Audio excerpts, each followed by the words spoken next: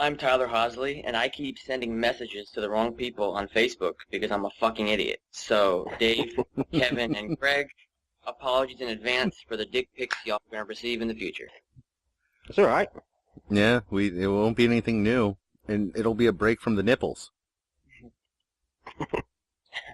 I'm Dave Gray, and this week I watched Van Damme punch somebody in Thailand, punch someone in Russia, and punch someone in the U.S. He gets around. I'm Kevin Matthews, and this past week I spent half of the week beating myself up for getting confused over the start of Macbeth, in last week's discussion. The other half of the week using baby oil, doing the splits, and living my life in a montage sequence after montage sequence. I'm Craig Pate, English film nerd living in Wales, and I want to talk briefly about the performer that we are honouring tonight, because we are honouring him. You better be anyway. But I figure it'll really bloat the running time of this episode if I keep saying Jean-Claude Van Damme, or even just JCVD, because that's just as many syllables, so I'm going to shorten it. VD has been a big part of my life since I was 10 years old. My uncle came over with a VHS copy of AWOL, and he shared VD with me for the first time. I couldn't hold it. I tried. They don't want to talk about their experiences with VD. They're embarrassed, not me. I embrace VD. I embrace VD and take every possible opportunity to spread VD. Friends, elderly relatives, children at the local orphanage, stray dogs, rescued circus animals. I've gone out of my way to give the gift of VD to all of them. Or Van Damme. No, Van Damme. That's better, isn't it?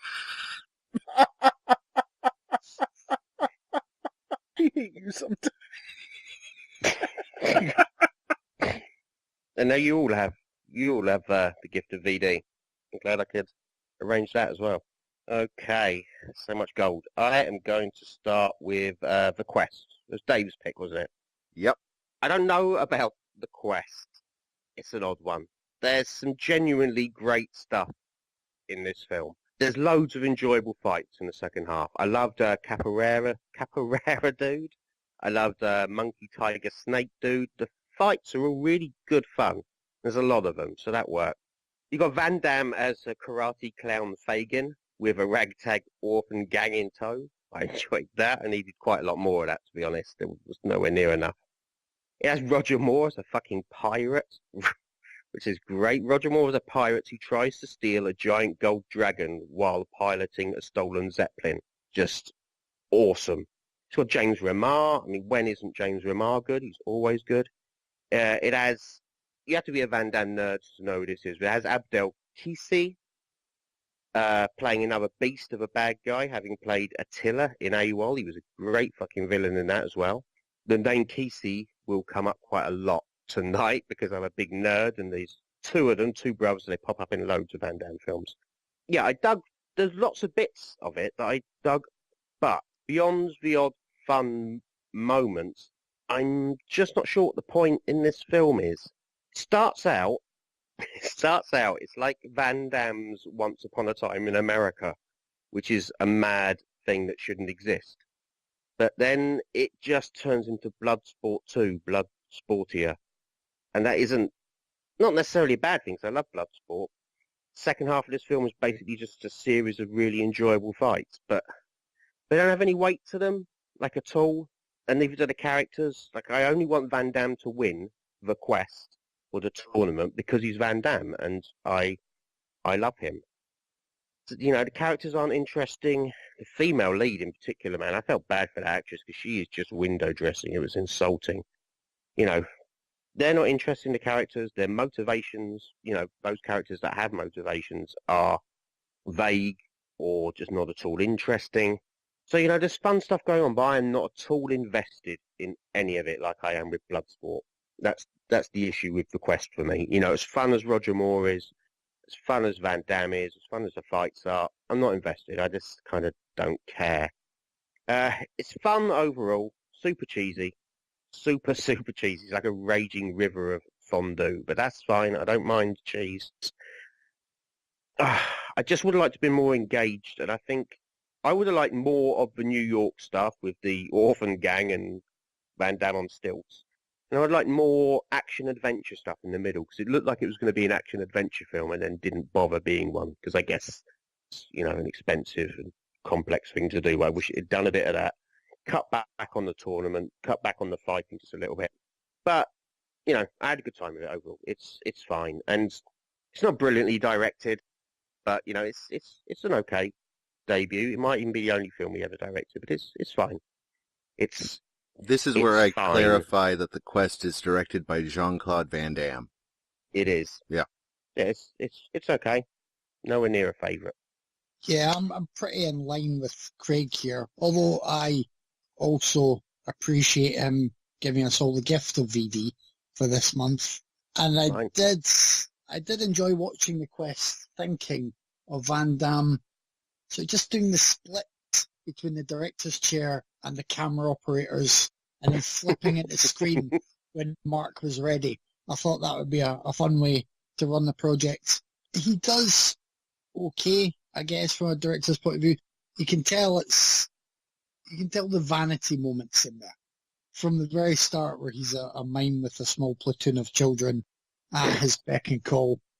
It's just odd.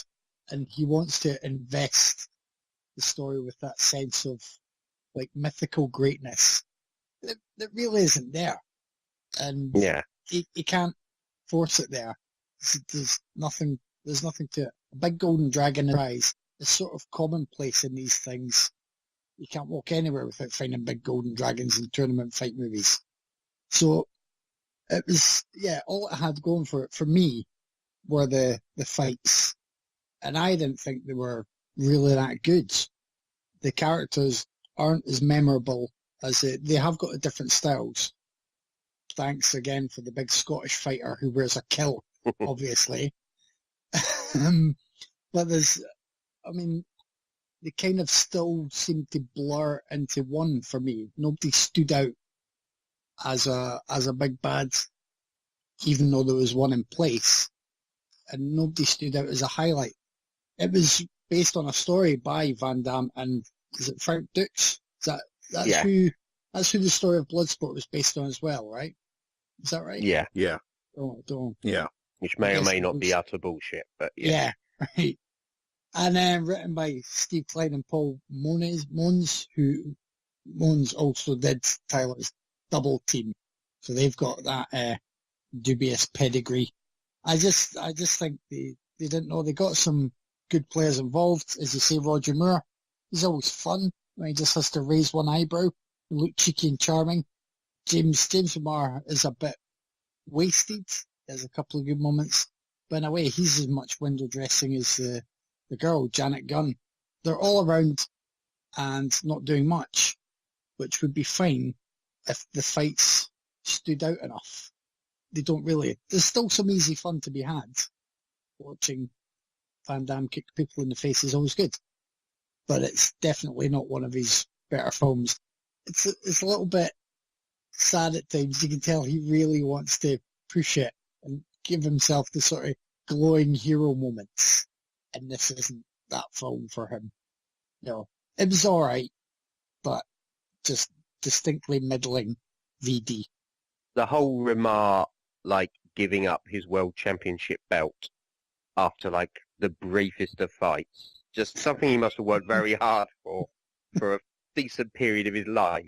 He just has a very brief fight and goes, shit, I'm not very good at fighting, and just gives Van Damme his belt and his place in the tournament, and yeah.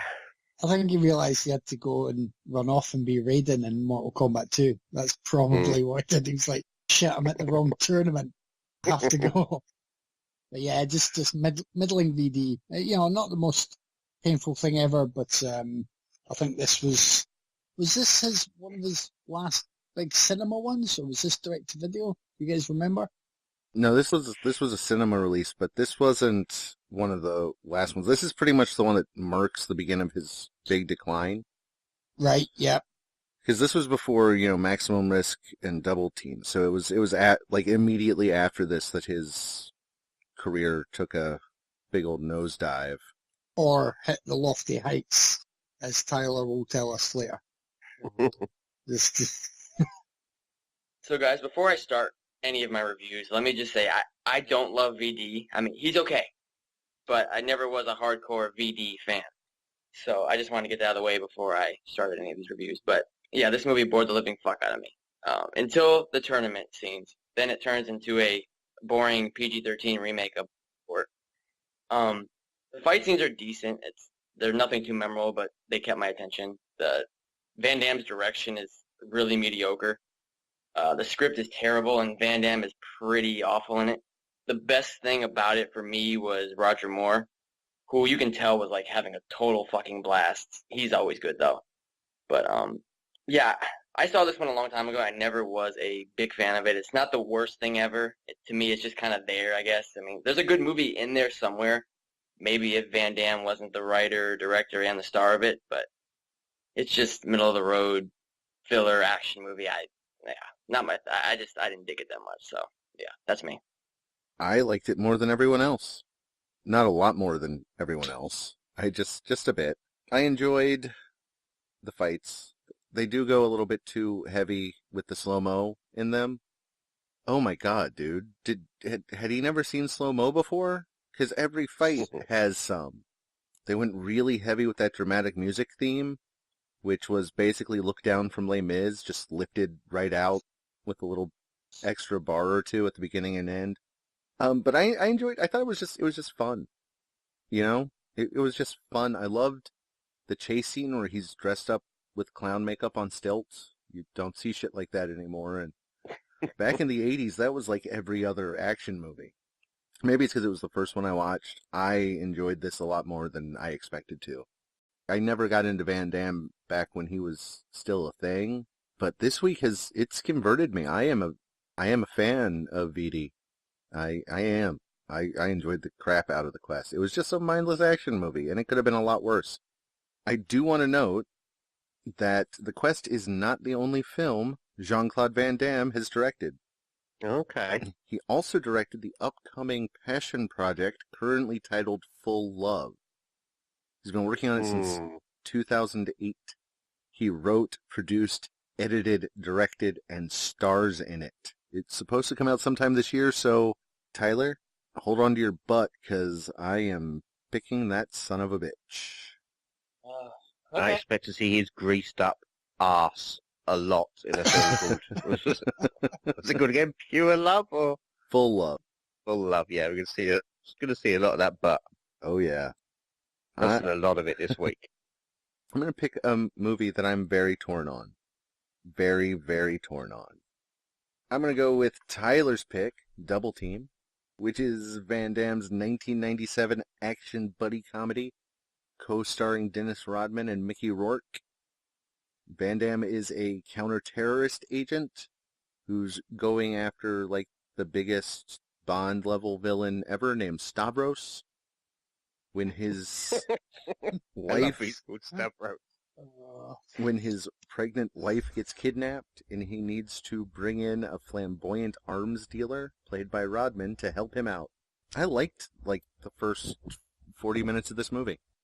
I really like the movie that it could have been because it takes this turn at the 20-minute mark that could have been so much fun, where it almost becomes The Prisoner, and I wanted it to be The Prisoner. I wanted to watch Van Damme escape from an island full of spies. I saw that escape, but it was a terrible escape. It was a boring escape.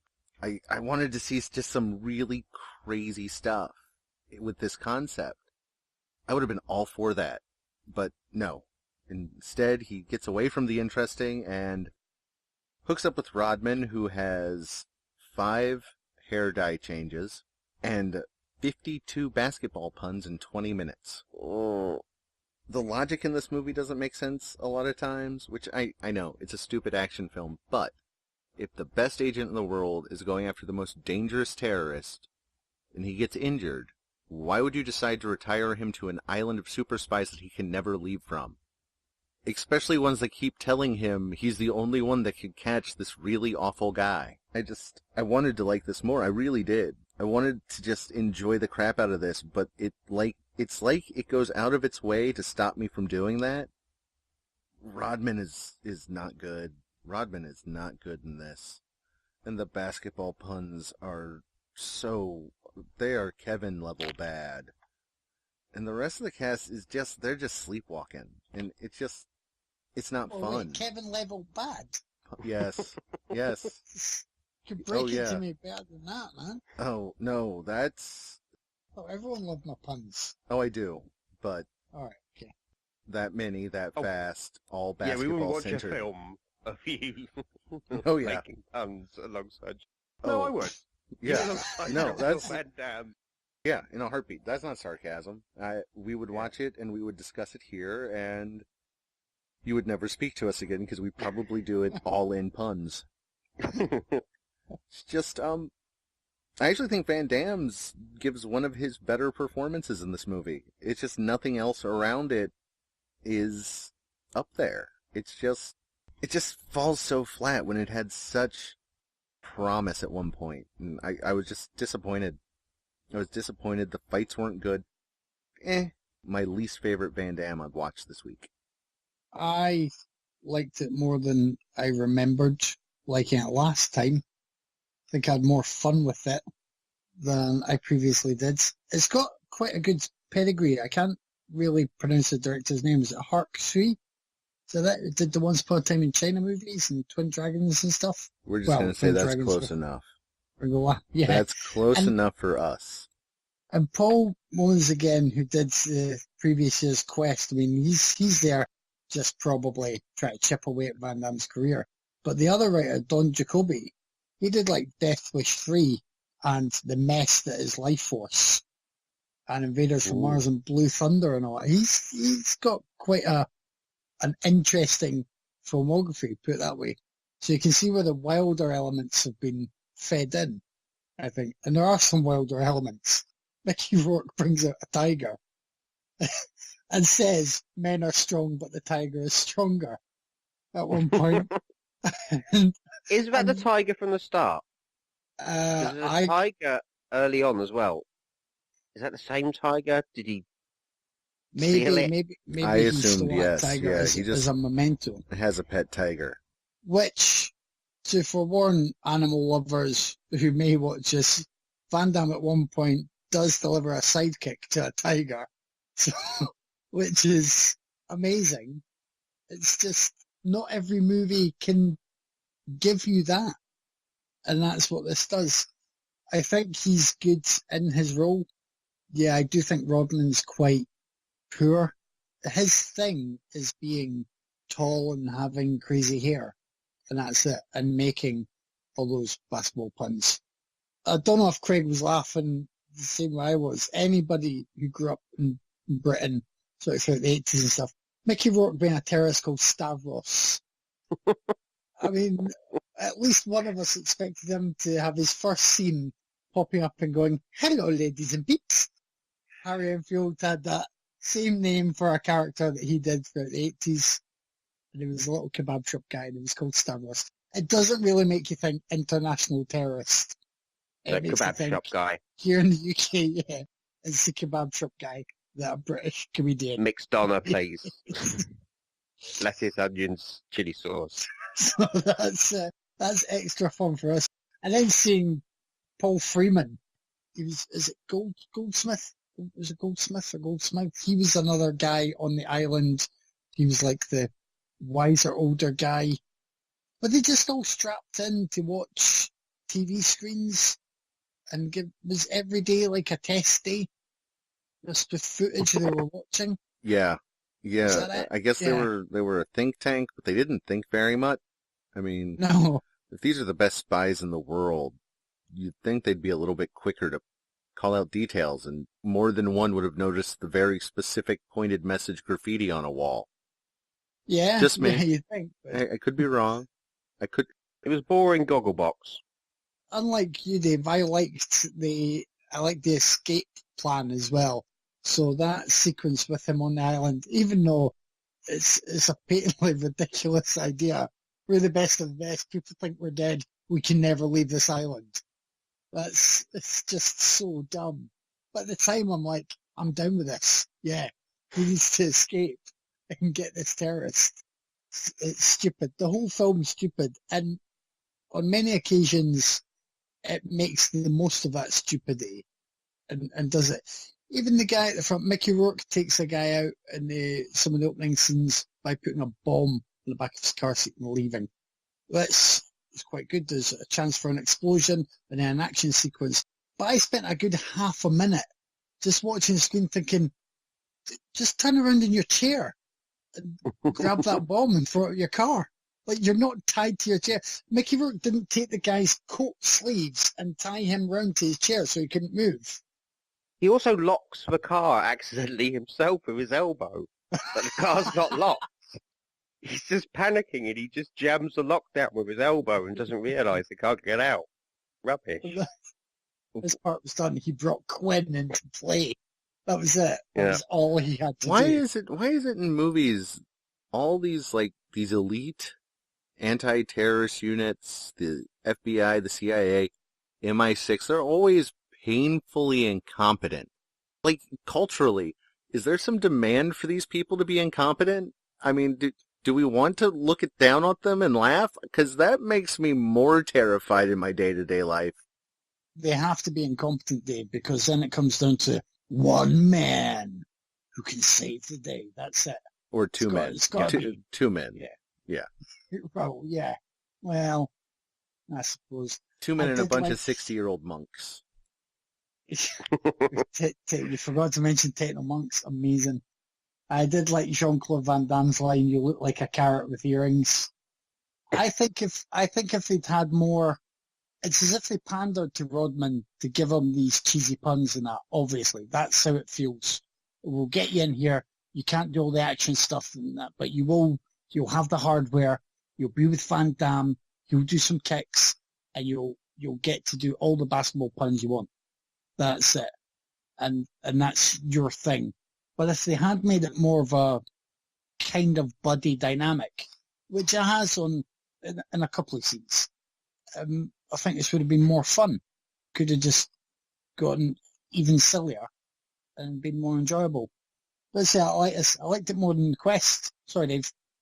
I think it's revelled in its silliness at times and was good. Although even the end, I'm not going to go into spoilers, but the end part makes no sense to me when I was trying to follow it through. And a film like this, you don't really want to be going back and following through different steps. You just really want to watch Van Damme kick a tiger. That's my poster quote for this film. That's it. I had fun with it, Tyler. It wasn't bad, man. I had fun with it. Van Damme kicked a tiger. Yeah. Double Team. Double Team is, yeah, Kevin's right.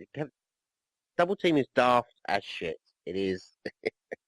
Yeah, it's a mad film. Van Damme teams up with Dennis Rodman, who makes endless basketball references throughout, in a film that turns into The Prisoner at one point for no reason, and ends with Van Damme fighting Mickey Rourke in a landmine-littered coliseum with a tiger on the loose. Just what the hell?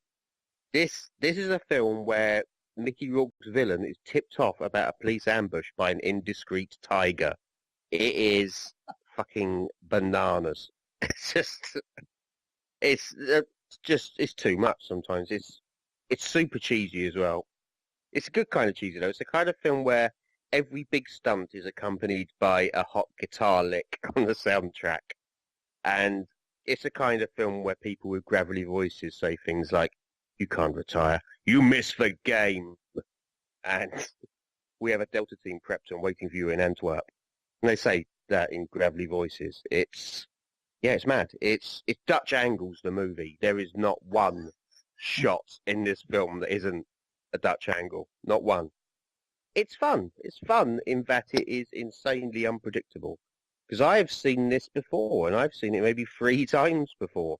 And I still had no idea what was coming next. I was still constantly surprised by the things that happened in this film. Cast are mixed. I think Van Damme is fun. I always think Van Damme is fun. I think he's good in this. Rodman is, I'm sorry, Tyler, he's terrible. He really is. It's almost as if he isn't an actor. Rourke is kind of half asleep, but he's entertaining anyway, because Mickey Rourke at 50% is still kind of fun. I have to imagine there are moments between takes where he had time to stop and think and ruminate on his life choices that were very dark. There must have been some tears in between takes when he remembered working with Coppola and Cimino? Cimino? Is that the Heaven's Gate guy? Cimino, yeah, Michael Cimino. Cimino, yeah. He must have had moments where he thought back to those times and wept in his trailer, which wasn't actually a trailer. It was probably just in his car. I like Double Team. I like it overall. There's so much going on that it was impossible to be bored, and it's got an energy to it that I really liked. It's 8 million mad ideas that do not belong in one film, but somehow it kind of sort of works as a piece of entertainment, if not a film. So yeah, it's all right. I don't mind Double Team, but Dennis Rodman is terrible. So you're gonna have to simultaneously love and hate me, Tyler, because I like the film, but God, I do hate Rodman. I won't sit here and say this is a good movie, guys, because let's be honest, it's shit. It's stupid, cheesy piece of shit. But So that's the first time you have not come out been like, bitch, this is the greatest movie ever for one of your picks. So it's not. It's fucking awful. let's just take a second to appreciate that. But it's an awful piece of shit that I do really like a lot. This was actually the very first, it's probably for nostalgia reasons, but this was actually the first R-rated movie I saw in theaters. My dad took me to see it, not for Van Damme. I didn't really give a shit about Van Damme. I was there solely for Dennis Rodman, who was my favorite basketball player like ever at the time, and he still is till this day. I love Rodman. I mean, I played basketball for like 8 years. I used to dye my hair our jersey color so I can be like the short white version of Dennis Rodman. You need to put photos on the page, I'm telling you. I have pictures of that, but yeah, yes. Rodman, he's not a good actor by any means, but I thought he was fun to watch on screen. Some of the action is good. Van Damme is as bad as he ever was. The opening scene with him and Hush your mouth. Oh my God, that opening scene with him and his wife in the pool has some of the worst line delivery of his entire filmography. It was painful to listen to. But I loved it. I loved learning that he has a fetish for pregnant women. I mean, that is not acting. When you look at somebody with a little baby bump, with that kind of lust, of just raw animalistic hunger. Get your soccer mom. Can't be his baby, though. That's the important thing. Must not be his baby.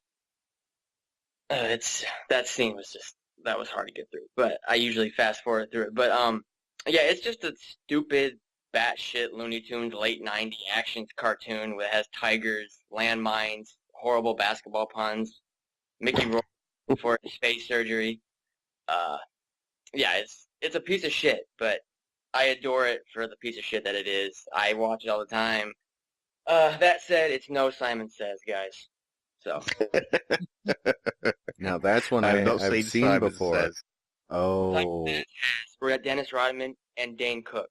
So yeah, it is a special kind of movie. It is a special. And it's got cyber monks or techno monks, however the fuck you say them. But techno monks, Dennis Rodman, and his sidekick is Dane Cook. So I'll pick it down. But yeah, that's me. They don't have a sex scene, do they? That would have improved Simon Says like 1,000-fold. It's PG-13, so it's not much. So it's just them like kissing behind some billowing curtains and hugging a little. And there's some rubbing, but it's not full on. Dane Cook. Ugh. So I think I'm going to pick Replicant, and Replicant is from 2001. It's about scientists that create a genetic clone of a serial killer in order to help catch another serial killer. So this is the second of the twin VD movies we've watched this week. This was actually a lot better than I expected to be. It didn't feel anything like an early 2000s straight-to-video action flick. It actually looked good. It had some production values behind it. It was It was decently shot. Visually, it looked solid. The action scenes were pretty good. It had some nice, brutal violence scattered throughout, too, which was surprising. Michael Rooker was great. Van Damme was actually okay in this one. I kind of liked him in this one. He wasn't great, but he's entertaining. It doesn't have a lot of rewatch value for me, but it's nowhere near as good as some of the other Ringo Lam Van Damme movies out there. And Hell is amazing. Should have picked that one, actually.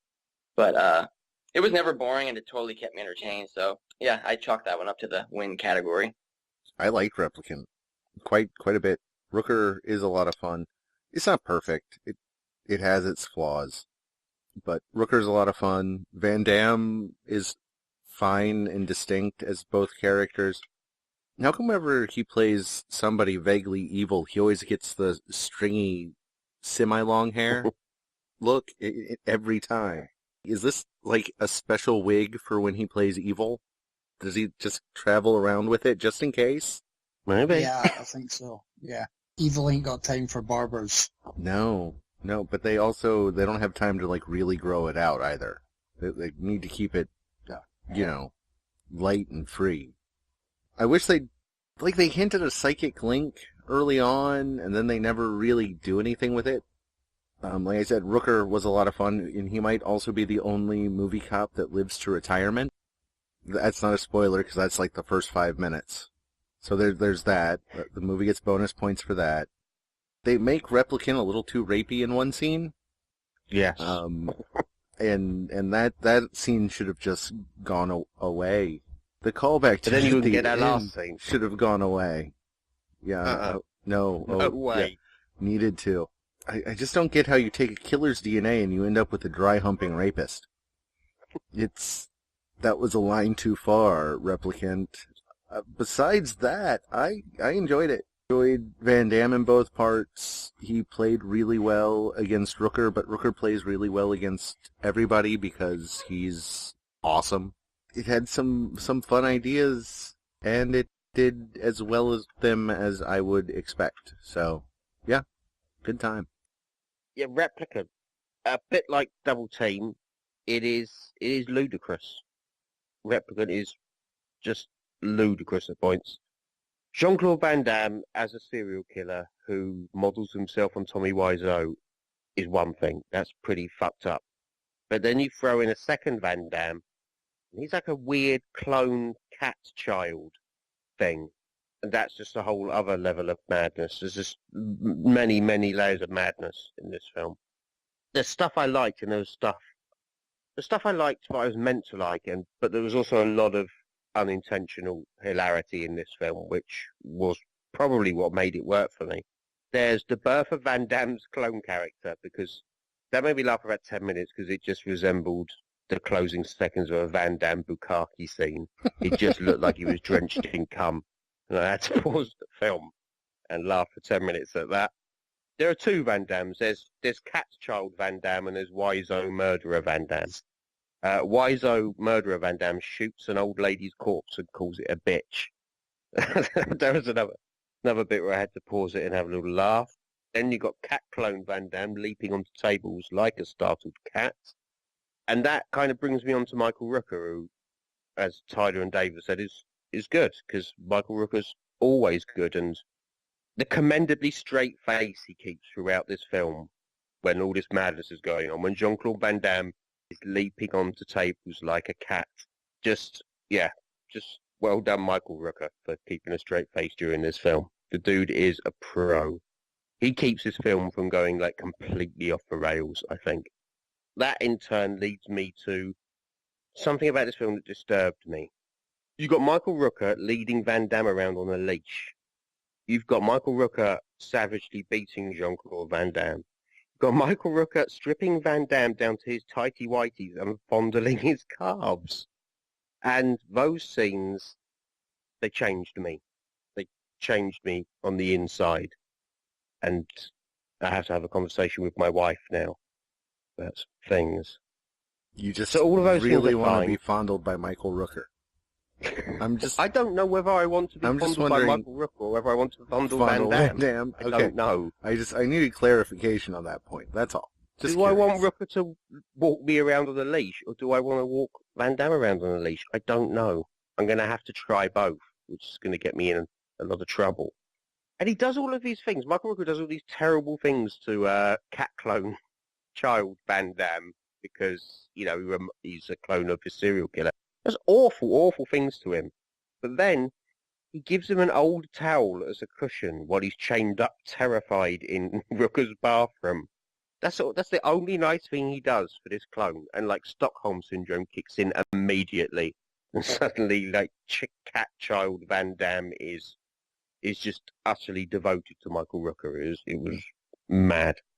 Well, they needed a multiplicity type scene, and I was saying this while watching it, where they set up that Rooker owns a ship business. They needed just childlike Van Damme working the counter for a weekend, trying to earn money to buy a video game or something weird, and just let them develop for a bit. I think that's this movie's big problem. They don't let them develop. No, they rush through all that stuff.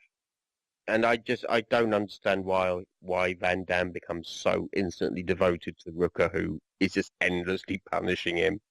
Yeah. Overall, Replicant is decent. I had fun with it. It has some pacing issues, I think, and I don't think there are any really strong action scenes in it. It's too mad to not have fun with. The cast give it their all, and it's just super weird. And yeah, I had fun, and this is one of my first direct-to-video Van Dammes. As much as I'm a huge fan, I haven't got into his direct-to-video. It would have been direct-to-DVD at that point. I haven't got into that stuff because I don't want to be sad about where Van Damme is in his career, so I've kind of avoided stuff. But I liked Replicant, so I'm going to dig into some more. Cheers for picking it, Kevin. That's right. If you're looking for more VD that's just refer to them now as straight to disc, so VD would just be STD. You can get the rest of the films there. Just so when you're asking in the shops for future reference. VD goes STV, or VD goes STD. No, I can't do that. I can't. No. No? No. No. That works. I'm pretty sure that is the correct acronym. Is that what? Yeah, so there you go. STD, VD, and STDs. Hopefully that will help all of our listeners when they go seeking all of the other VD STDs. Yeah. Got to get them all.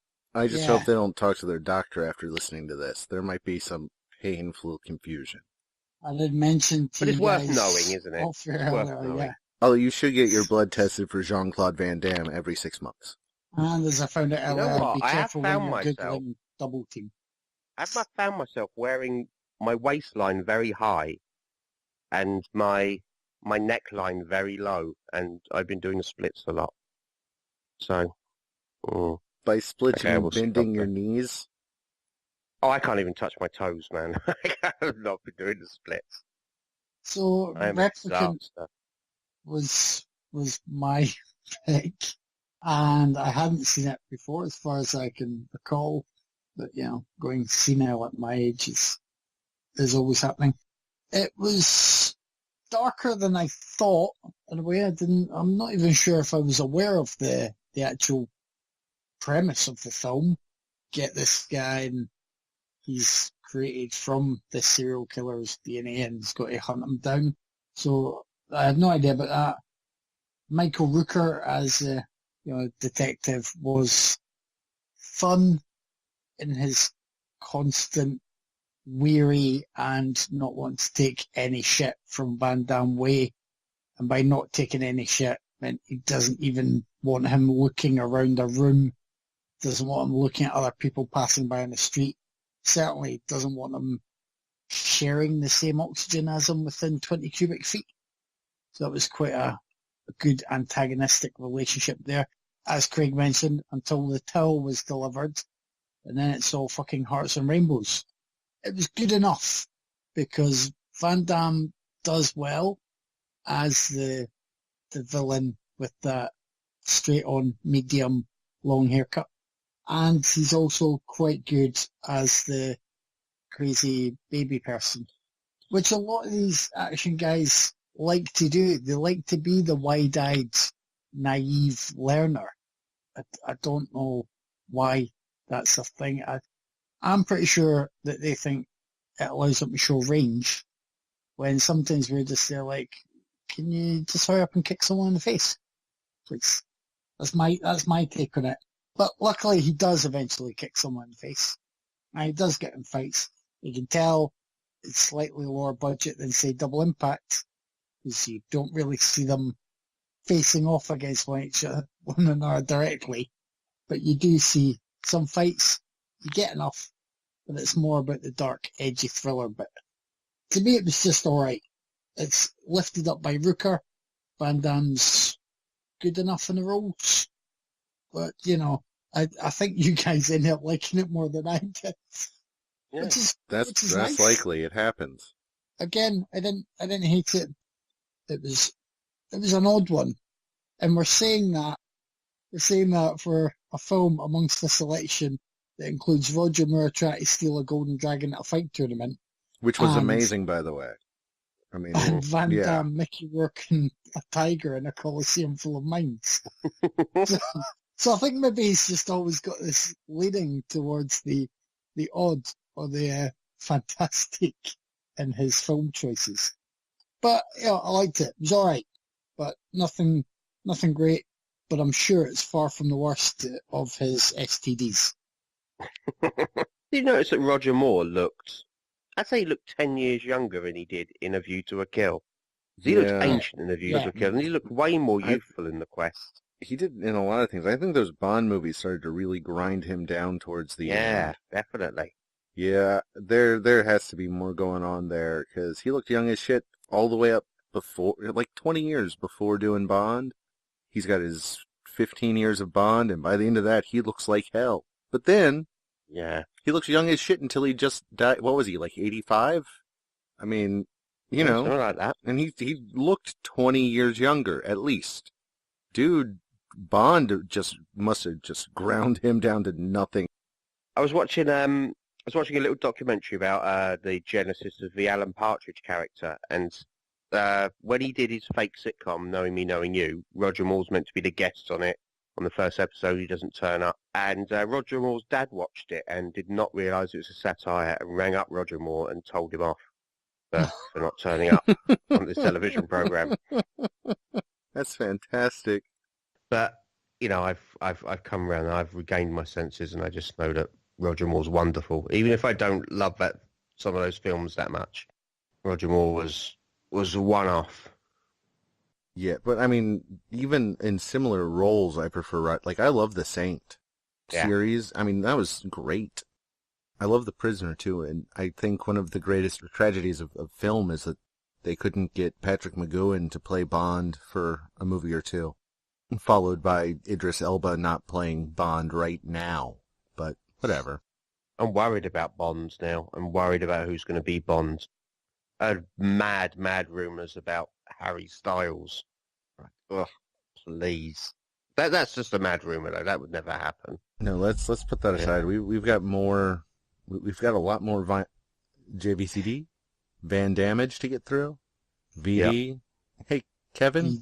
VD. How about you look out on your field of choices and pick one? Well, the last main pick was Double Impact, which was picked by, I think that was Craig. Craig, did you pick Double Impact, Craig? I did. Man, 1991, directed by Sheldon Lettich, who also wrote it with Van Damme, and I think they worked together on the Hardcore, CORPS, Lionhearts, and The Order. I think that's all we did. I've had fond memories of Double Impact ever since I had to spend a night in, I was asked to spend a night in babysitting, and it was one of those nights where I could raid the fridge, had a tub of sweets, and get yourself a movie from the video shop. It's like the new Van Damme's out. There are 2 Van Dammes. That's going to be fucking amazing. So I got Double Impact. And for me, when I was like 15, 16 years old, it was everything I wanted it to be. But coming to it now, it's still kind of everything I want it to be. It's still a lot of fun. He's kind of at his peak here. I think this was round about like his top, certainly his top era. This was around about, he'd been successful cinematically. He was a household name. This is probably close to his guest appearance on Friends. Well, that would have been near the Street Fighter movie time, wouldn't it? Yeah. Around Street Yeah, Fighter. that was Sudden that Death was would around have been Street Friends. Fighter. But, you know, Isn't he it's wearing the with- Street Fighter outfit in front? I haven't seen it since Well, it aired, so I think so, or something similar. But this is certainly, this was during his hot streak. So he was a top star then. It was 2 Van Dammes. It's great. So he plays both Alex and Chad Wagner. They are, at the start, they are 2 tiny young children. Their parents are taken out of the picture. And one ends up, Alex is at a Saiwan orphanage. The other one ends up being raised by Jeffrey Lewis as Uncle Frank Avery. And let's say Jeffrey Lewis, we get to see a youngified Jeffrey Lewis at the start, which is great. And he's driving about with some of the worst rear projection. You just think that's the thing Yeah, of the past. that in is the bad. 90s, and you're like, no, we're still very much stuck in the past here. So that's the start. That's what happens. 25 years later goes by. There are some funky tunes on the soundtrack. It's like The Art of Noise fronted by the Teletubbies. And in the first scene, as an adult Van Damme is there, he's doing the splits in Lycra. It's just, that's it. That's what he's known for. That's what brings in the audiences. That's what brings the ladies to Van Damme. He's there, and that's him playing. Now, who was the sweet, nice one? Chad. I'm like, so Chad. He ends up, Frank realizes Alex is elsewhere. Frank and Chad go to Alex. And Can I just point out that difficulties Chad in- is not a name in the UK. It is slang for anus. So I can't hear that name without being a Is it- child. Is it slang for anus? It is, yeah, you're Chad. We've obviously got a different variety here. So they go there, and basically there's something to do with like the parents they got into dodgy business.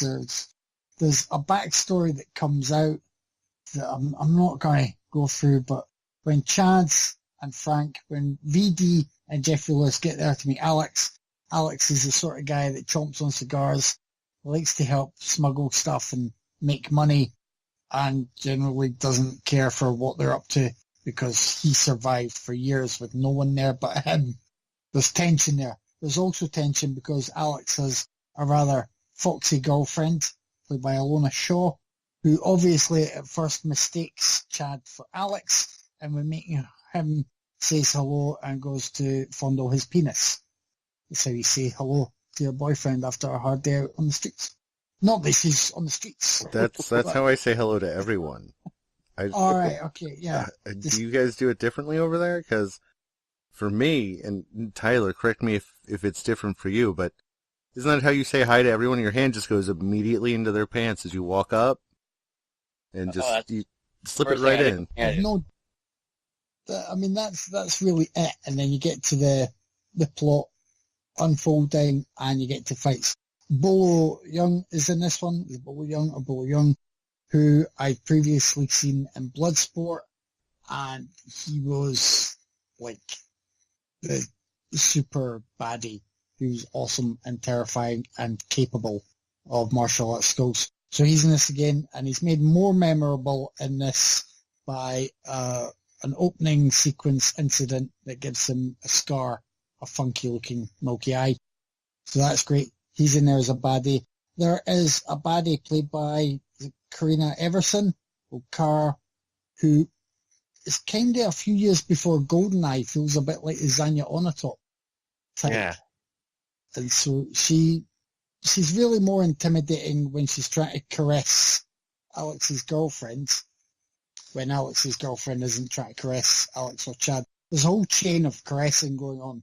And even when there isn't, Alex is imagining that there is, because he's bad, moody Van Damme, and he just thinks everyone's trying to put their hands all over his girlfriend's bosom. There's loads of fights in the finale, but really it mixes up. There's There's gunplay in here as well that I quite liked. If it wasn't done well, I would think, well, I came here to watch Van Damme kick and punch people. And now there's one of them is twice the Van Dammes, but one of them's going about with guns. But they break it up quite well. The fights are good. There's a fight during one of the sort of final sequences that's set. It's kind of supposed to be set in the pitch black. And the guy's sort of swishing about and ready to attack Van Damme. That's good. Any moments with Bo's good. You get a AOK hand signal from Van Damme. And yeah, you get more funky tunes and end credits that are accompanied by someone sounding like Technotronic wannabes who couldn't pump up their jam, but just, pumped themselves up enough to get Van Damme a mixtape. It's a blast. I like Double Impact. I'm not going to stop liking Double Impact, even if you told me it was bad. No, exactly. It's the best example of two Van Dammes for the price of one. Embrace the VD. Yeah. This was before the STD. Yeah. So are we going to differentiate them by one is JC and one is VD, or are they both VD? Is it double VD or is it JC and VD? Oh, I just thought it was a double dose of VD. All right, I'll go with the VD and VD squared. People listening to my rambling may have got confused, but I tried to remember to say Alex was always a bad moody one. And I think Chad's more likely to have VD. He seems like he was, quite slutty. Whereas, Alex was, the Lycra. Yeah, it is basically just your hate of Lycra that's making you cast Chad in that light. He was a sweet, sweet, virginal man. He had never touched a woman. He was a man. He had never touched a woman. He wanted to. He wanted to desperately, as his first scene illustrates. And you've got he to was think, really tired of having sex with Frank. That's... And didn't they lived in France for years or something? I was like, what? They mentioned France. Like, okay, they lived in France and came back to run a dojo so he could wear Lycra and impress the ladies. But that's a perfect early, just imagine at that time, you've got to the cinema with a date, like, I really want to see the latest Van Damme movie. Your date is potentially bored by seeing The Curious Case of Jeffrey Lewis driving against the bad rear projection, and then gunfire, and then babies being whisked off. So she's not happy with you. And then she just gets enough screen time of Van Damme's Lycra-clad butt for no reason other than he's in front of another crowd of ladies, showing them how supple he is. In the theater, that scene must have had a lot of guys question their sexuality. Because just how big would that have been? 40-foot tall Van Damme ass in your face for 5 minutes. I'm sure it made a lot of people uncomfortable and good. I'm glad that Van Damme was able to challenge his audience. Into it. Oh, I thought about it. I thought about it on my HD TV. I was like, that looks very warm and comfy. I still, I'm just the same. And I'm so lucky I didn't see that on the big screen. I'm like, my God. I go, I'm not even sure if he's fully clenched. It just looks so fully clenched and taut. I'm like, the guy could crack walnuts. All right, this is gonna get as well. This is gonna get into Kevin's new fantasies about Van Damme if we don't move on. We've heard enough about walking him with a leash and nipple clamps because Craig would add the nipple clamps. Yeah, I'm done. I couldn't properly convey my the correlation between my adult enjoyment of Double Impact with my teenage enjoyment. They're pretty much the same. I really like Double Impact. It's still dumb, but it's a lot of fun. So I have a friend named Chad, and from here on out, I'm just going to call him Anus. Currently changing my phone contact to Anus as we speak. This was the last VD movie I watched this week, and I was starting to get some severe VD burnout to the point that I really needed a quick VD penicillin shot to keep me going. I really couldn't get into this one at all, guys. I liked it a tiny bit better than the Quest, but not as much as Replicant. Overall, I thought it was poorly paced, bar a couple scenes at the beginning. Some good action at the beginning. Soundtrack is awful, as Kevin said.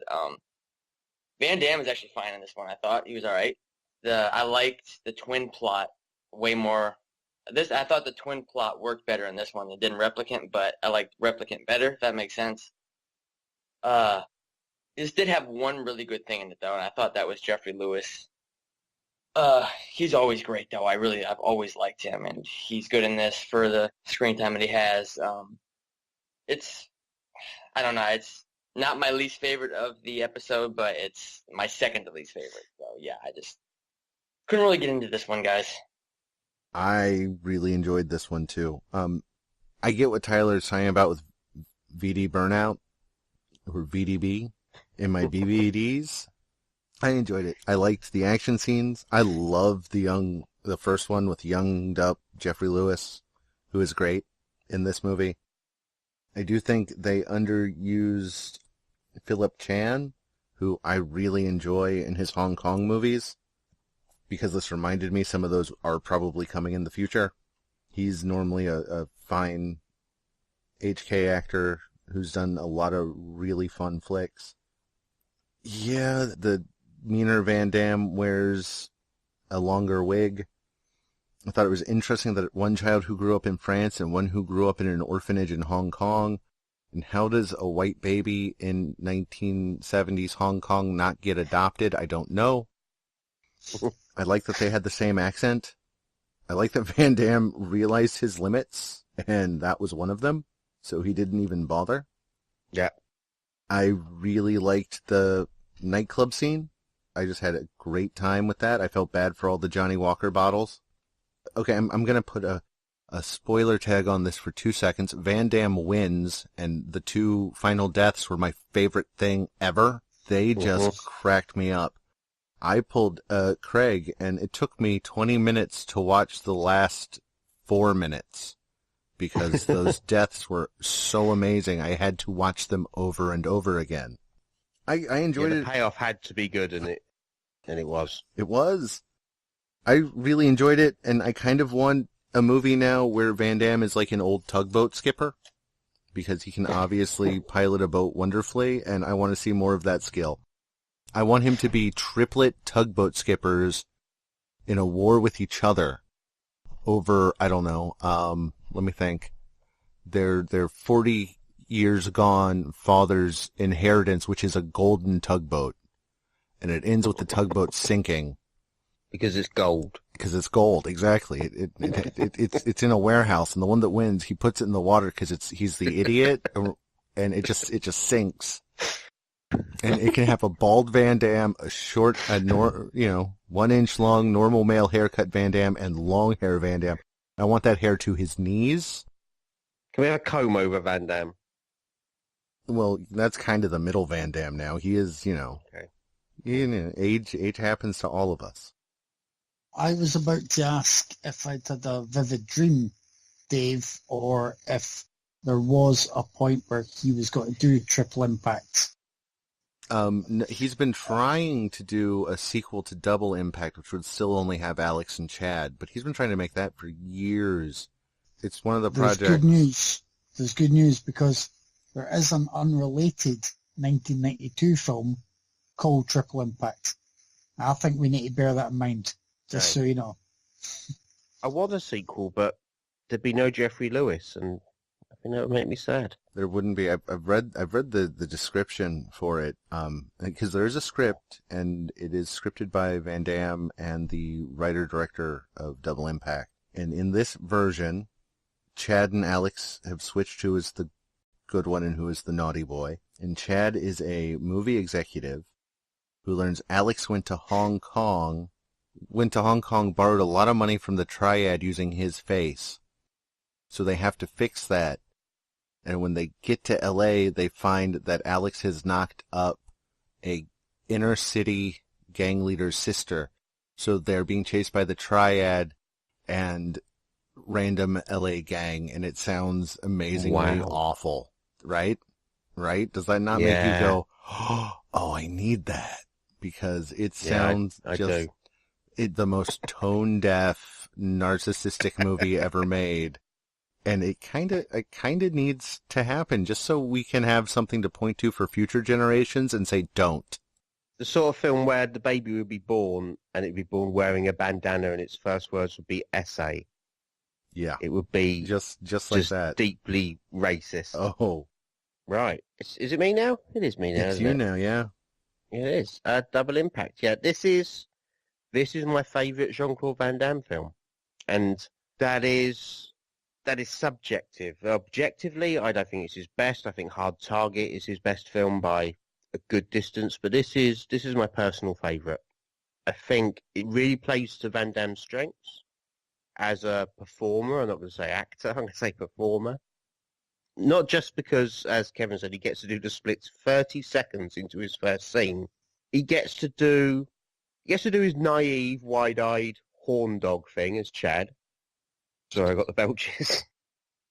And he gets to do his surly, kind of growly badass thing as Alex. And I think those both really work for him. I personally consider these to be two of his best performances. He gets a lot of shit for his acting, but I think in this he does a really, really great fucking job of creating and performing these two distinctive characters to the degree that somehow, like miraculously, in this film, Jean-Claude Van Damme has great chemistry with himself. I just think he's really fantastic in this film. I think this is my favourite performance of his. You know, these dual performances. I just really love him in this. I think it's just perfectly, it's just perfect for him. I love Jeffrey Lewis. This is probably the first thing I ever saw him in, and I was just a fan for life. I always loved seeing him pop up in things after I'd, seen Double Impact and become obsessed with it. He was just an effortlessly awesome actor. The villains in this are really great fun. Zhang and Griffith are straight up boo-hiss panto villains. They're just, evil in that pantomime way. And yeah, as Dave said, the payoff, the way they leave this morsel coil is just really, it's just so satisfying. So I love good. that. Oh my God, Griffith's death is just, it is a wonder to behold. It is worth, even if you hate action movies, just finding that death on YouTube, because it is the most amazing thing ever. It is. It's so good. And Zhang just sort of like crumbling and starting to weep a little bit when he realizes he's going to die. It's just so satisfying.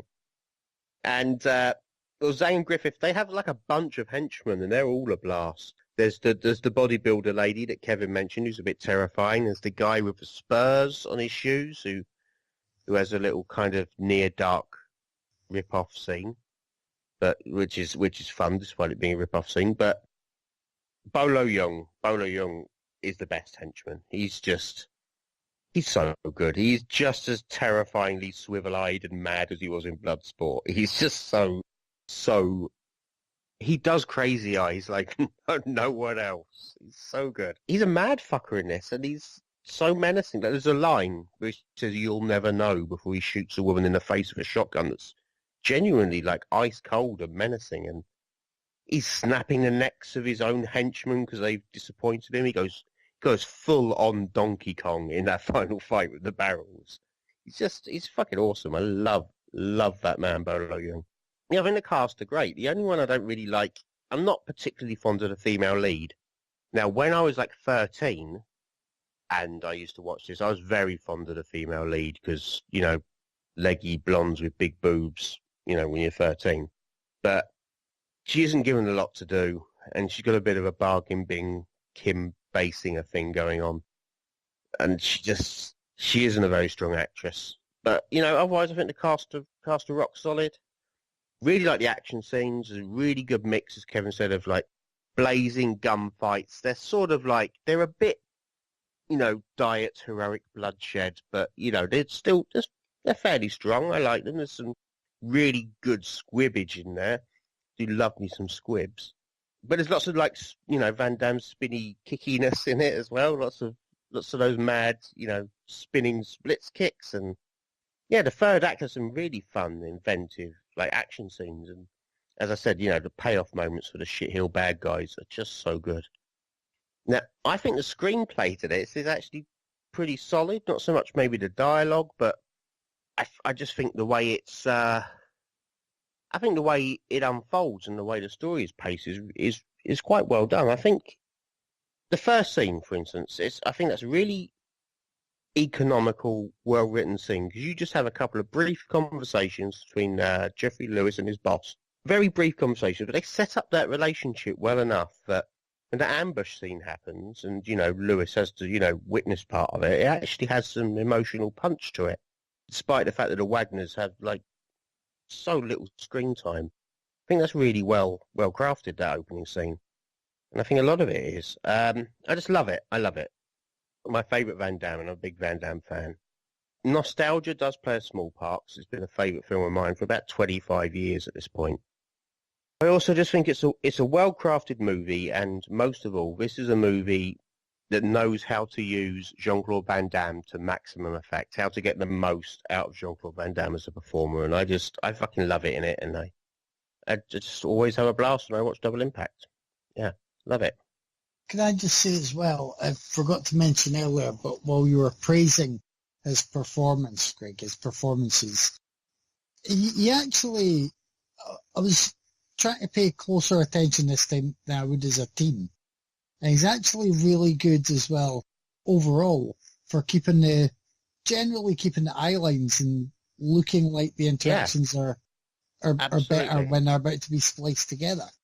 The editing really helps with that, because it's really well edited. There's that one scene where they're together on the couch, and suddenly Chad just washes out. He becomes like 1,000 shades paler than everything else in the movie. So you were upset by a washed out Chad?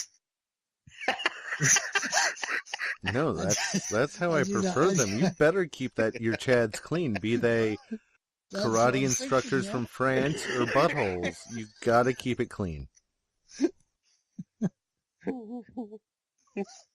At least give it a little squirt of cologne before going out for the evening. That's all I'm saying. It's just polite. I don't get this anywhere else. I'm just so happy to be back doing this podcast. No douche talk elsewhere in my life. I can't believe Craig was on about liking the leggy busty blonde. I'm like, shit, when I watched this, I was confused about my feelings about the big bad laugh. She's being all lesbian with that girl. It's kind of hot, and I don't know why. Why my pants are getting a bit tight? No, she wouldn't even want me. I'm a child, but she could eat me up. That's what was racing through my mind. I won't forget any more fruit gum for about 5 minutes. I'm so confused and excited. You're not confused anymore. Well, I'll tell you when we stop recording. Okay. Well, I was wondering, Craig, did you watch Double Impact before or after you watched Replicant? It was the last one I watched. No, I watched The Quest. I watched it after Replicant. Okay. So, did you still want to walk Jean-Claude Van Damme, or because we need to put this to the rest? Is it Van Damme you want, or Rooker? That way we know how to better edit this. Did the Lycra move you, spiritually? Just don't know. Can I have Van Damme lead me around on a leash? Probably, yes. I'm sure. I'm going to go with that then. All right. Besides the 4 films, did we all go over and above with our Van Damme homework? I tried, man. I got 1 extra. I watched Double Team twice, so yeah, sure.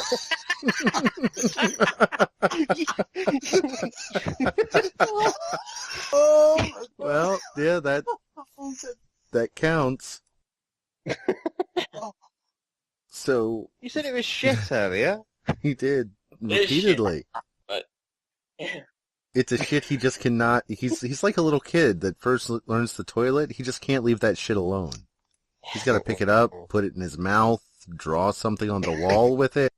That irresistible shit. So, Kevin, do you want to tell us about your extra credit Van Damme? My extra credit Van Damme was potential pick for this special, so I decided to revisit anyway. No Retreat, No Surrender. Van Damme's not in it a lot. He plays a villainous henchman, really, named a Russian named Ivan, I think, if I remember correctly. But No Retreat, No Surrender is about a kid who moves to a new area, and is frustrated because he has some run-ins and he's trying to learn karate and it's not going well from him. But luckily, he is visited by the ghost of Bruce Lee, who is actually from a casting department where they obviously thought, this guy's Asian, he'll do. He looks enough like Bruce Lee, and it's ridiculous. He learns his moves there. It's building up to a big final fight. As I say, Van Damme's not in it a lot, but No Retreat, No Surrender. I can't remember if there's more than 3 of them. They're all fun in different ways. Unofficially, there are 4. Is there 4 unofficially? Right. I think I've got the triple pack, but the first There's one a film is gold. Just gold. It is. There's 3, and there's an unofficial 4th one. I can't remember what it's called. It's got Billy Blanks in, and in some territories, it's marketed as a 4th. No. 4th No Retreat, No Surrender. I can't remember what it's called, though. It has Billy Blanks in it. It's probably best not to remember what it's called. Ugh. King of the Kickboxers is called elsewhere. Ah, right. Total Recall right there. Good job. Yeah, it's got dance moves. It's got Fucking RJ. It's got RJ. Fucking RJ.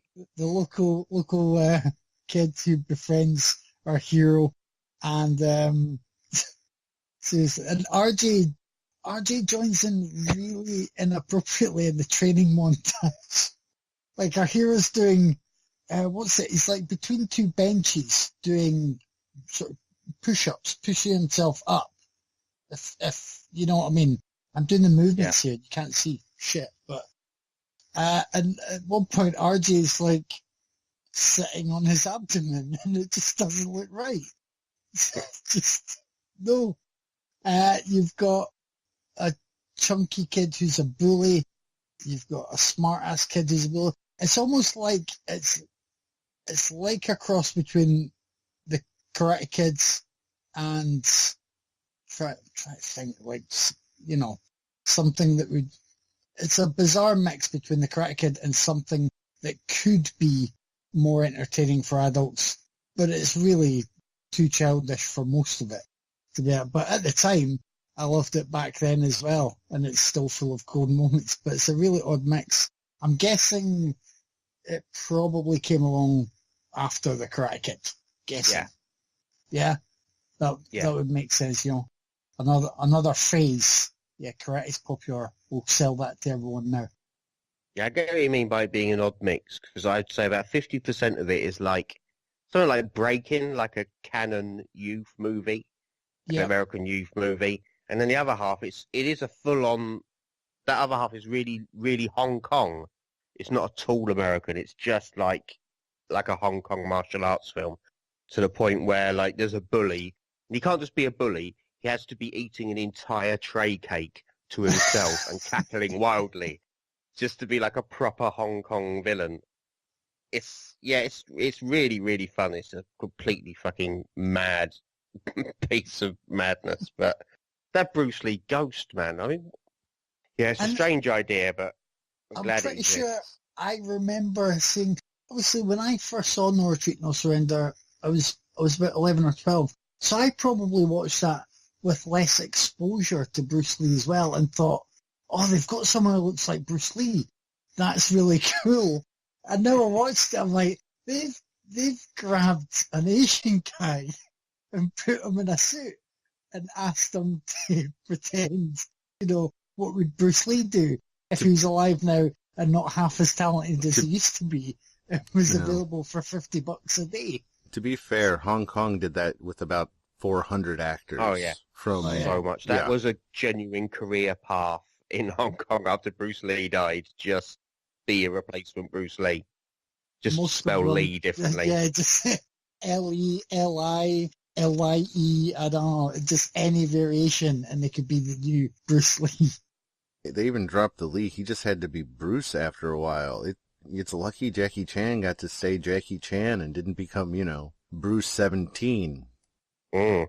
And they tried. I mean, one of his first movies is a remake / sequel to Was it Fist of Fury? Yes, Fist of Fury. Yes, thank you. That one ends spectacularly. Well, the other thing I meant to ask you guys, sorry, I know we're on about the other films we got for credits, so, but Van Damme as, had his hot streak, well, still recognisable, but is he the best of the bunch for like the appealing kind of Western guy doing the martial arts? Is that, is that his thing, or can you think Who else of do we have? others? Other than Lundgren. Fuck Chuck Norris. Guy's a Well, prick. we're stuck with, Seagal just doesn't have, Seagal's awful. and it's not the Yeah. same stuff, didn't even have the physicality, really. Was easily my personal favourite, but yeah, I'd say, yeah. As far as Western martial arts stars go, Van Damme is the man. But you got to think other proper martial arts. See some of his stuff and they're like, what the hell is he doing? Well, he's doing the The man splits was a again. world karate That's champion, damn you. He was a world champion. Okay. but was he, Craig? Was He he? was, I'm sure he was. Because, Steven Seagal worked for the Secret Service. Yeah, but those aren't as regulated as we'd like. So, Craig, what did you watch for extra credit? Oh man, I watched loads. Obviously, I watched No Retreat, No Surrender, and then I watched Bloodsport because I wanted to kick myself for not picking Bloodsport. As much as I love Double Impact, Bloodsport is just kind of glorious. It's I also watched Bloodsport. yay. It's wonderful. It's a wonderful movie. It's Van Damme's at his best. He's like, he's so likable in that film. He's got this kind of innocence, and he's very, very likable. It's got your splits. It's got your super gratuitous arse shots. First appearance of Bolo and his twitching pecs. It's got a great one of cinema's greatest ever nut punches. It's got a really superb nighttime soul-searching scene. It's got a great soundtrack, man. I love the soundtrack. It's just a really special movie to me. It nearly didn't get released. The studio that made it were just sure it was going to bomb. There was a first cut that audiences hated, and they were just going to shelve it. And then Van Damme, he begged to be able to take it away and re-edit it himself, and he did. And I think it had a pretty meager budget, but it ended up making 60 million worldwide. So it's kind of like it's his Rocky. It was a passion project for him, and it put him on the map. So good for him. And I watched it this time, and I loved it like I always did. But I feel tearful at the end because it's just a movie that means a lot to me. It's given me a lot of joy over the years. It's just all kinds of wonderful. There's nothing to add to that except, ditto. So, what else did you watch? I'll also add, right, I don't like the Golden Raspberries. Fuck those motherfuckers. Fucking lazy cunts that they are. But when this came out, Van Damme was nominated for Worst New Star. I found that out this week. So, I always fucking hated the Golden Raspberries, but now I want to post them some shit. Just fuck them. Worst New Star. I also watched, before I get locked into that, I also watched Kickboxer. This is another classic, or another one I've seen like 20 times that I just love to death. Anyone else watch Kickboxer? It's okay. No. I'm not going to go on about Kickboxer. I'm just going to do this. Oh, got the moves.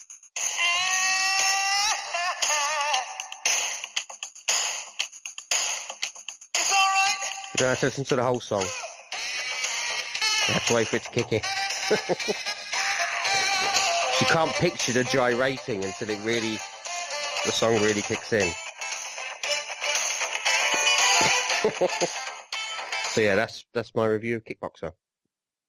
I watched loads of stuff, man, but I don't think the rest of us did, would we? What did you watch? I watched Let's a see if few. I watched what you watched. I watched Time Cop, which is that's a fun one. That is one I enjoy every time I see it, and I've only seen it like one other time, but I always forget how much I enjoy it. It's just a goofy comic book movie.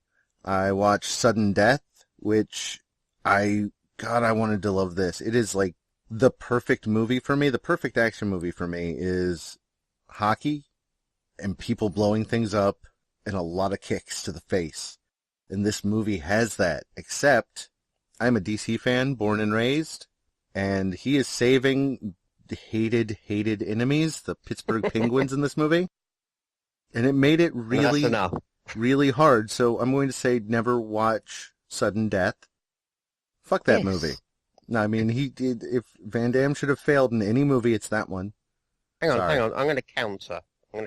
Oh, please. So your Sudden Death. The disgusting things you said about Sudden Death. Three arguments for Sudden Death. Jean-Claude Van Damme makes some sort of MacGyver-esque nail gun out of a fire extinguisher and kills a man with it. Powers Booth threatens to fill a little girl's mouth full of spiders, and she cries. And obviously the best bit, Jean-Claude Van Damme maims a man dressed as a penguin by pushing him into a deep fryer. I think that's a pretty successful counter. Like I said, there's a lot of things going for it, but he stops the Pittsburgh Penguins from blowing up during the Stanley Cup final. Therefore, it's a pass. There is no counter. There's no counter. I'm sorry. And the last one I watched was In Hell, which was the last Ringo Lam, Jean-Claude Van Damme team up. Their third and final together. It was okay. It was one of his STDs. It came out in 2003. Van Damme goes to a Russian prison. In this Russian prison, everybody speaks English, so that's helpful. For killing the man who killed his wife. And there he is forced to fight other inmates. And it's okay. It's all the cliches you probably think of the second I say man goes to prison and has to fight. But for what it is, it's fun. If you need to kill some time, you can do a lot worse.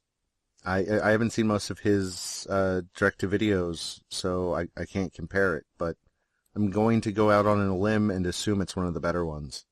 That's what I heard. Yeah, it's fun. Can I just jump back a couple, and I want to interject and say, despite a really good cast in Time Cop, everyone should remember how awesome Ron Silver is, being at possibly his most Ron Silver in Time Cop. He's amazing in that film. Slimy fucker. He's brilliant. Superb. One of the things I like about Time Cop is, at the end, spoiler for Time Cop, you'll have to go 30 seconds ahead. He's going home and he's sad and dejected because he thinks he's going home on his own. But when he gets there, his family are alive. And he's like, yay. But he doesn't know them. He doesn't know his child. He has never met that child.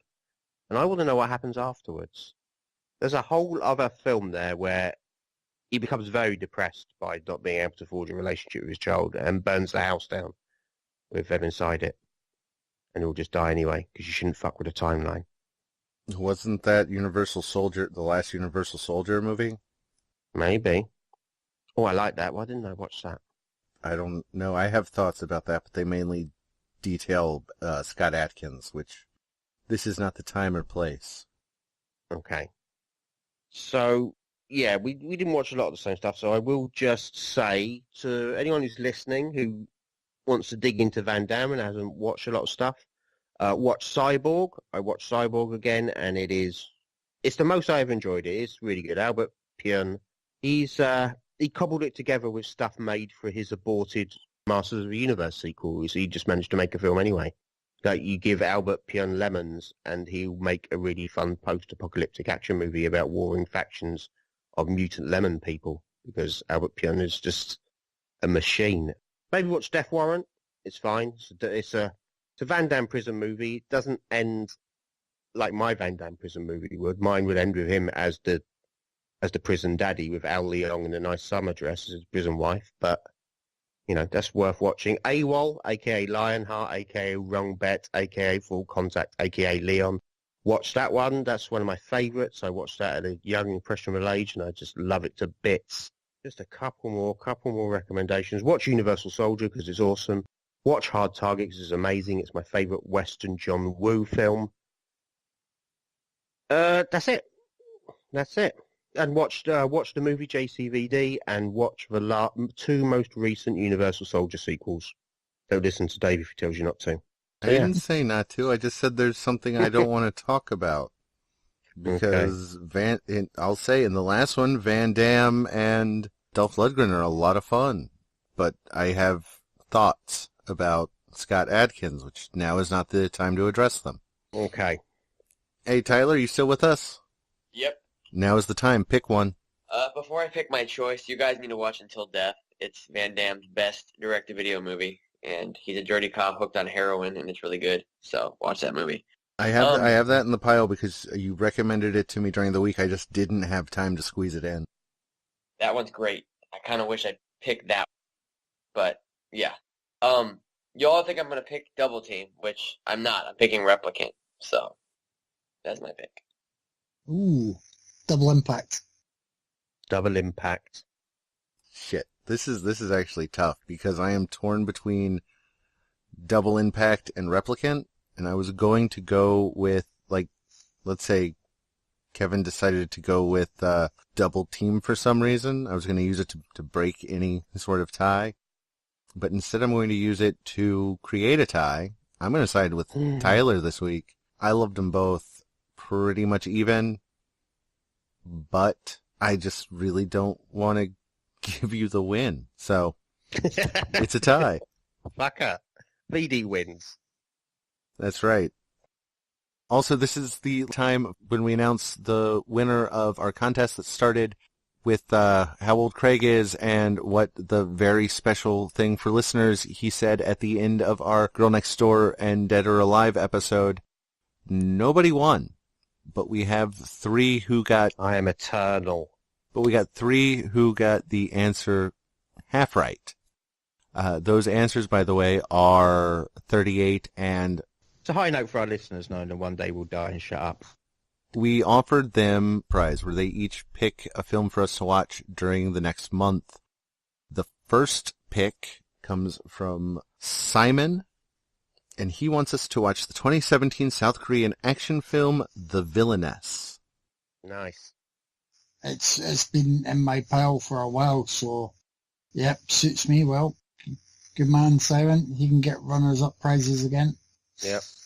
You can pick films anytime. Wants to be runner-up. Or he can try again for a main prize. I mean, I won't hold that against him, but he's a good runner-up film chooser. Make him a sash with that on it. And for my personal pick, I'm going with the 1967 neo-noir crime film from Jean-Pierre Melville, starring Alain Delon, called Le Samurai. Oh, yeah, nice. I went hardcore classy. Nice. I am not sure if mine's as classy, but it's one that I'm interested to see. I recently picked it up. And it's Paul Schrader's film, Blue Collar. Oh, nice. I've been meaning to watch that as well. Two I've been meaning to get to. Yeah, I've had that in the pile for a while. So the next special is video game movies, and I have gone with Wing Commander. Ah! I don't know if that was... That's a movie, all right. Happy yelps, sad jokes. Well, Freddie Prinze Jr. is in it, so you fucking work it out. Yeah, but it Bastard. It also has his eternal sidekick. Matthew Lillard. And it was written and directed by the guy behind the games. It is worth discussing, even if it is painful. But it's worth discussing. Keep the sense of mystery, dude. The sense of mystery. That's so funny. My next week's pick is Summer Catch, guys. That's it for us this week. Thanks for listening. Thanks for enjoying the Van Damage. Let us know what your favorite Van Damme film is. Well, and how much Wing Commander is going to hurt us. Either on our Facebook page, where we're Raiders of the Podcast, on Twitter, where you can find us at Raiders of the Pod, or drop us an email at raidersofthepodcast@gmail.com. Good night. Bye. See ya.